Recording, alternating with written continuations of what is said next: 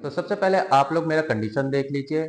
ये मेरा 50वां दिन है ट्राई का हेयर केयर लगाते हुए। इसमें आप लोग मुझे कमेंट करके बता सकते हैं कि आपको कुछ ग्रोथ दिख रहा है या नहीं दिख रहा है।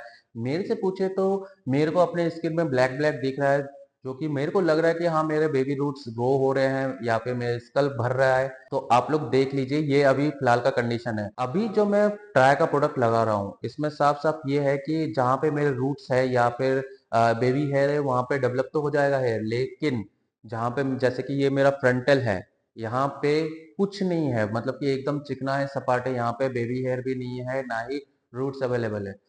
तो इस कंडीशन में मैं क्या करूंगा, मैं अपना हेयर ट्रांसप्लांट करवाऊंगा आगे जाके। तो अगर चैनल पे अभी फर्स्ट टाइम विजिट कर रहे हो तो चैनल को सब्सक्राइब करना ना भूलना, क्योंकि आगे जाके इस चैनल पे मेरा हेयर ट्रांसप्लांट दिखेगा, मेरा हेयर ट्रांसप्लांट का रिजल्ट आएगा, पूरा जर्नी आएगा इसी चैनल पे। तो चलिए बैक टू द पॉइंट। काफी लोगों को लगता है कि अगर उनके हेयर फॉल हो रहे हैं, मतलब कि दिन के 100-200 बाल झड़ रहे हैं, तो वो अपने आप को गंजा कर लेते हैं, बाल्ड करवा लेते हैं, जिससे कि उनको लगता है कि हाँ उनका हेयर रीग्रोथ अच्छे से होएगा, जो बाल झड़ रहे थे वो फिर से उगेंगे वही सेम साइज में, मोटा काला घना, ऐसा उनको लगता है।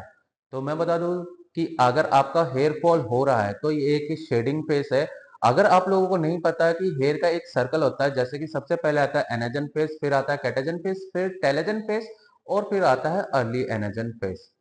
अगर आपका शेडिंग फेस में है, आपके 100-200 बाल झड़ रहे हैं, तो घबराने वाली बात कुछ नहीं है। आपके वहां पे फिर से हेयर आएंगे, सेम उसी साइज के आएंगे जितने साइज के लास्ट में थे।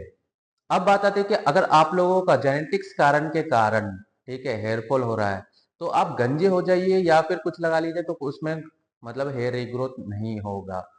अगर समय रहते आपने उसका ट्रीटमेंट नहीं किया तो पॉसिबल ही नहीं है कि अगर आपके स्किन को, मतलब कि आपके हेड के स्कल को चिकना होने से आप बचा सकते हैं।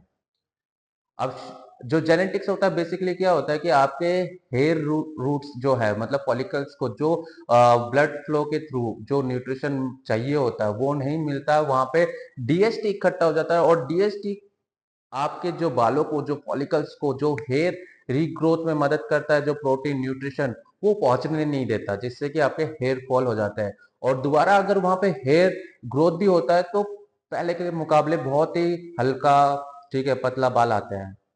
ये सारा कारण है जेनेटिक्स के कारण।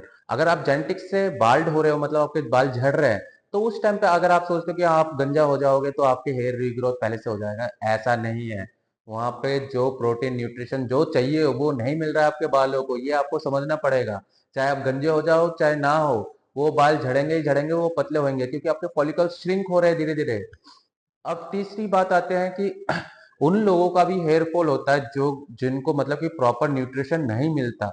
आप लोगों को पता है कि आपके जो बाल है वो केराटिन से बना है, और केराटिन जो बढ़ने के लिए मतलब प्रोटीन न्यूट्रिशन चाहिए। अगर आपके फूड में वो प्रोटीन न्यूट्रिशन वो वैल्यू नहीं है तो आपके हेयर रीग्रोथ नहीं होंगे, किसी ना किसी स्टेज पे जाके वो रुक जाएंगे। अगर आप वो फूड भी लेते हो जिसमें प्रोटीन युक्त है, या फिर आप मेडिसिन भी लेते हो, लेकिन आपका डाइजेशन सही नहीं है, फिर भी आपके हेयर फॉल होंगे उस टाइम पे भी, मतलब कि आपका हेयर रीग्रोथ नहीं हो सकता है। अगर समय रहते आपने इलाज करवा लिया, मतलब कि मिनोक्सिडिल या फिर कोई अन्य एक्सरसाइज कर लिया, तो आपके हेयर री डेवलप हो सकते हैं। अन्यथा किसी भी मेडिसिन या कोई भी ट्रीटमेंट आपको गंजे से नहीं बचा सकता है। तो आज का यही विषय है कि अगर आपका 100-200 बाल झड़ रहे दिन में और आप सोच रहे हो कि गंजे हो जाओगे तो आपके हेयर रीग्रोथ हो जाएंगे, नहीं, ऐसा नहीं हो सकता, पॉसिबल ही नहीं है। अगर आपको वही बाल वापिस चाहिए तो आपको टाइम रहते इलाज करवाना पड़ेगा। इसके थ्रू आप क्या कर सकते हो कि आप मिनोक्सिडिल ले सकते हो, मिनोक्सिडिल का यूज कर सकते हो जब आप शेडिंग फेज में हो, उसके बाद आप मिनोक्सिडिल लगाइए।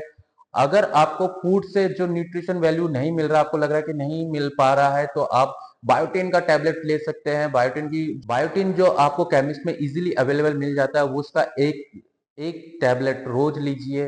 बेसिकली आप लोगों को क्या करना होगा, आपके जो हेयर फॉलिकल्स है उसमें ब्लड फ्लो को इंक्रीज करवाना होगा।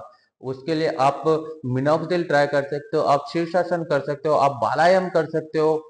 बेसिकली जिनको बालायम के बारे में नहीं पता, मैं उनको बालायम के बारे में भी बता दूंगा। मेरा एक सबसे पहला वीडियो बालायम के ऊपर ही था। और अभी अगर आपको चाहिए कि बालायम कैसे होता है, क्या इसका इफेक्टनेस है, तो मैं एक नया वीडियो भी लाके आप लोगों को दिखा दूंगा बालायम क्या होता है।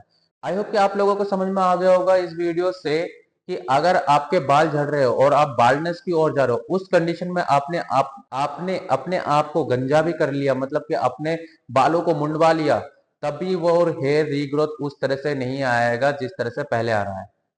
मिलते हैं एक नेक्स्ट वीडियो में, तब तक के लिए bye, take care and stay healthy. अगर चैनल पे फर्स्ट टाइम विजिट कर रहे हो तो मैं फिर से बोलूंगा कि आप चैनल को सब्सक्राइब कर लो। अगर आप लोगों को बालों से कोई भी समस्या है तो आप मेरे को इस नंबर पे जो ऊपर फ्लैश हो रहा है, इस नंबर पे आप मुझे व्हाट्सएप करके मेरे से बात कर सकते हो और चैनल के साथ जुड़े रहो, क्योंकि ऐसे ही वीडियो मैं लाता रहता हूँ, लाऊंगा। और आगे जाके इस चैनल पे मेरा हेयर ट्रांसप्लांट का वीडियो भी आएगा।